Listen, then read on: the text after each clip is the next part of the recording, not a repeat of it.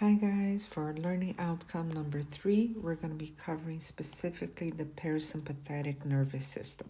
As I had said earlier, the parasympathetic nervous system, it can also be referred to as the craniosacral system because as we can see from this image, the preganglionic neurons, they're going to be located in the nuclei of the brainstem and also in the lateral horn of the sacral part of the spinal cord. Notice how by contrast, these ganglion, they're not part of the chain ganglia like the sympathetic nervous system, where the chain ganglia were one right after the other forming a chain of ganglia.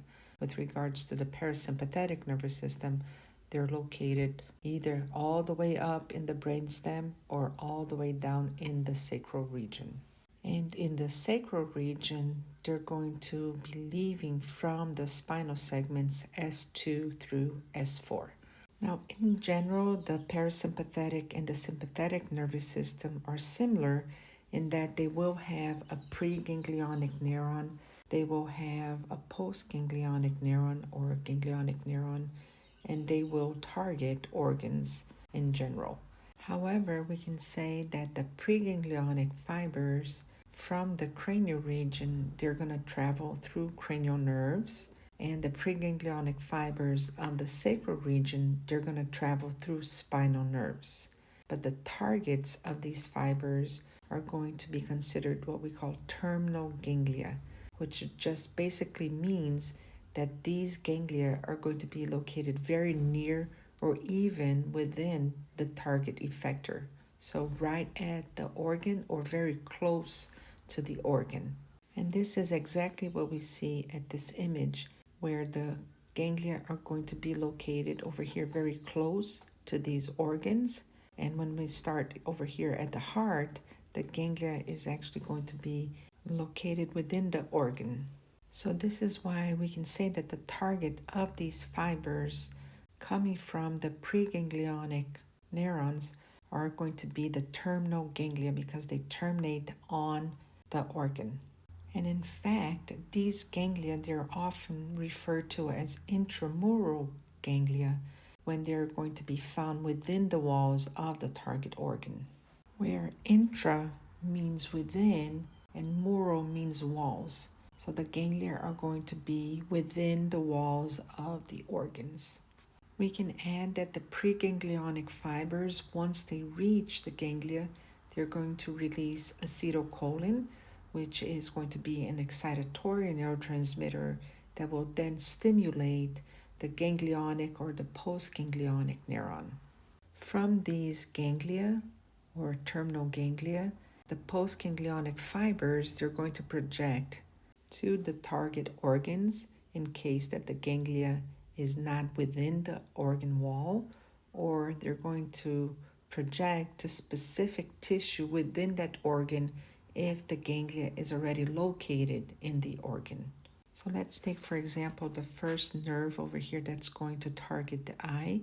You can see that it's leaving the brainstem region as a preganglionic neuron. It will synapse with the postganglionic neuron at this terminal ganglion, and it will send the postganglionic fibers all the way to the intrinsic eye muscles to help shape the lens, for example, or to help control the muscles that are around the iris that will then help control the amount of light that enters into the eye through the pupil. Therefore, we can conclude that the preganglionic neurons, they're going to have very long fibers, as we can see, for example, in cranial nerve number 10, compared to very short postganglionic fibers, which are located very close to the organ, so they don't have to be very long to be able to reach their target organs. In all postganglionic fibers, they will also release acetylcholine, just like the preganglionic fibers. However, in this case, they will actually most likely be inhibitory. But of course, this will depend on the receptor that's present on the membrane of the target organ. But yes, acetylcholine might sometimes have inhibitory mechanisms, even though most of the times they are excitatory, especially when we talk about muscle contraction. They're always going to be acting in an excitatory manner, and that's due to the receptors that are present in the sarcolemma of the skeletal muscles. And because in this case they are inhibitory, then you will have the rest and digest type of reaction.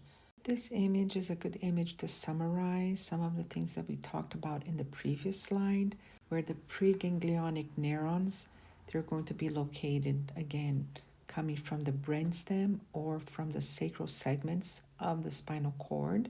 And the postganglionic neurons or the ganglionic neurons, they're going to be located very close to the target organs or within the target organs. Now notice how the preganglionic neurons that are located up in the brainstem, they will all be cranial nerves. So we have cranial nerve number 3, 4, 9, and 10. And these will all end up in one of the 4 parasympathetic ganglia that's located in the head and the neck regions. So we have the cranial nerve number 3 will end up in what we call the ciliary ganglion. Cranial nerve number 4 will end up in what we call the pterygopalate ganglion and the submandibular ganglion. And cranial nerve number 9 will end up in the optic ganglion. Now we did talk already how the postganglionic neuron that has its fibers originating in the ciliary ganglion will end up innervating the intrinsic muscles of the eyes to help shape the lens and also to control the amount of light that passes through the pupil. The pterygopalate and the submandibular ganglion, they will send their postganglionic fibers to stimulate the nasal glands, the tear glands, and the salivary glands to help in the production of saliva and tears, for example. And the optic ganglion, not get confused with the optic ganglion will stimulate the parotid salivary gland, which will also be important for secretion of saliva. Now, cranial nerve number 10 will end up in the intramural ganglia because this ganglia is already located in the walls of the organs that they are targeting. So these are going to be organs located in the neck, in the thoracic cavity, like the heart and the lungs, and most of the abdominal cavity. So yes, cranial nerve number 10 goes all the way down to the digestive system. And the pelvic nerves, which are originating from the spinal nerves S2 through S4, they're also going to end up in the intramural ganglia, which are ganglia that are going to be located again within the organs or the walls of the organs itself, and they will target the inferior portion of the abdominal pelvic cavity. Here is a summary of what happens with the parasympathetic motor pathway.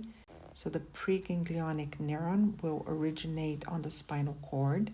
It will come out through the ventral horn, just like the sympathetic motor pathway. This parasympathetic preganglionic neuron, it will end up in an autonomic ganglion, which can be called again the terminal ganglion or the intramural ganglia, and it will release their acetylcholine, which will be excitatory. And then the postganglionic parasympathetic neuron will go to the targets or the organs, where they will also release acetylcholine. But in this case, this acetylcholine is actually inhibitory. So just keep that in mind.